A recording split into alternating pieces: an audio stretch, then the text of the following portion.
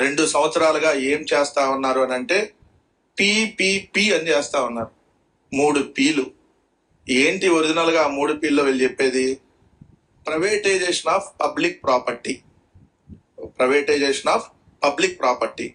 ఈ privatisation of public property ముసుగులో ఏం జరుగుతా ఉందంటే పిపిపి అంటే ఒరిజినల్ గా క్యాషు, రాజేషు, లోకేషు.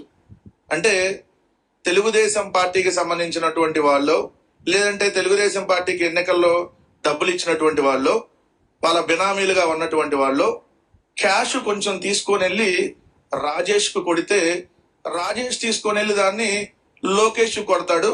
అప్పుడు నీకేది కావాలి, ఎక్కడ కావాలి, ఎంతకి కావాలి, అఫీషియల్ గా అయితే ఎంత, అన్అఫీషియల్ గా అయితే ఎంత, ఇలా ఒక రేట్ ఫిక్స్ చేసి ఆంధ్రప్రదేశ్ రాష్ట్రంలో ఏదైతే విలువైనటువంటి భూముల దగ్గర నుంచి ప్రతి ఒక్క దాన్ని ప్రైవేటీకరణ చేసేటటువంటి కార్యక్రమం 99 ఏళ్లు వాళ్ళ హ్యాండ్ ఓవర్ లో ఉంటాయి.